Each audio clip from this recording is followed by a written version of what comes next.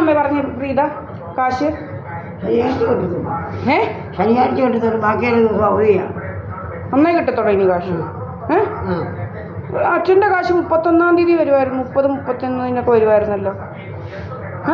എനിക്കറിയാം, ഈ 1-ാം തീയതി കിട്ടത്തുള്ളൂ, ശനിയാഴ്ച കിട്ടത്തുള്ളൂ. എത്ര തീയതി? ഇന്ന് 1. ഇന്നെന്താ? ഇന്ന് ബുധനാഴ്ച അല്ലയോ? ബുധനൊന്ന്, വ്യാഴം 2, വെള്ളി 3, ശനി 4.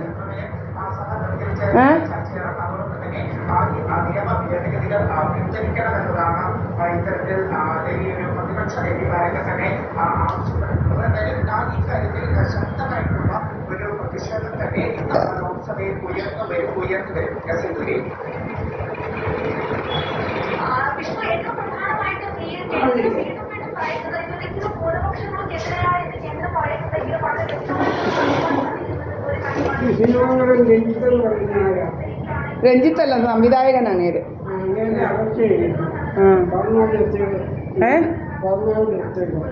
റിമാൻഡ് ചെയ്തു. ആരാണ്ട് പെണ്ണുങ്ങളെ പീഡിപ്പിച്ചെന്ന് പറയുന്നു. നമുക്ക് ഇതല്ലേ പണി?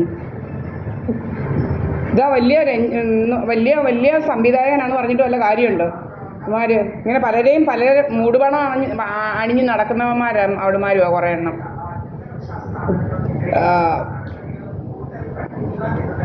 അമ്മേ, ഞാൻ ചോദിക്കുന്നതിന് ഒരു മറുപടി നേരെ ചോദിയെന്ന് പറഞ്ഞുകൊണ്ട് ഒരു ദോഷവും വരുന്നതല്ലോ ഞാൻ ചോദിക്കുന്നത്. ഞാൻ അമ്മയ്ക്ക് കിട്ടുന്ന അച്ഛൻ്റെ പെൻഷനെ നെല്ലിയ പ്രീത 15,000 രൂപ അയച്ചു തരുന്നത്. ഒരു പ്രാവശ്യം പറഞ്ഞെന്ന് പറഞ്ഞാൽ അമ്മയുടെ ഒന്നും എനർജി ഒന്നും പോകത്തില്ല. സംശയമൊന്നും ഇല്ലല്ലോ. അപ്പം ഞാൻ എൻ്റെ അച്ഛൻ്റെ 15,000 രൂപയാണ് എനിക്ക് പ്രീത അയച്ചു തരുന്നത്. സംശയമൊന്നുമില്ല. എൻ്റെ അച്ഛൻ്റെ അമ്മയുടെ തന്നെ. എൻ്റെ തന്നെ വേറെ ആരുടെയല്ല.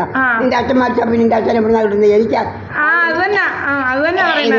അമ്മയുടെ അച്ഛന് മരിച്ച ഭാര്യയ്ക്ക് അവകാശം. അയ്യോ, അത് തന്നെ പറയുന്നത്. അല്ലാതെ വേറൊന്നുമല്ല. നിങ്ങളല്ലാതെ വേറെ ആരുടെ സാധവന് ഭാര്യ ഉണ്ടോ? ഇല്ല. അത് തന്നെ ഞാൻ പറയുന്നത്. അത്രേ ഉള്ളൂ. എൻ്റെ അച്ഛൻ്റെ 15,000 രൂപയാണ് പ്രീത എസ് പണിക്കർ അയച്ചു തരുന്നത്, വേറെ ആരുടെയല്ല. എൻ്റെ അച്ഛൻ്റെ അമ്മയ്ക്ക് ഏക ഭാര്യയായ രത്നമ്മ VKക്ക് കിട്ടുന്ന കാശല്ലെയാണ് എനിക്ക് 15,000 രൂപ അയച്ചു തരുന്നത്. കുറെ നാളുകൊണ്ട് പറയുന്നുണ്ടല്ലോ. പറയുന്ന തെളിവില്ലെങ്കിലുണ്ടല്ലോ, ഭയങ്കര കള്ളത്തരമുള്ള ലോകമമ്മ ഇത്. അമ്മയ്ക്ക് അറിയത്തില്ല. എൻ്റെ അച്ഛനെ സഹോദരന്മാരെല്ലാം കൂടെ അല്ലേ ചതിച്ചത്. അങ്ങനെ പല വേലകളാണ് ഉള്ള.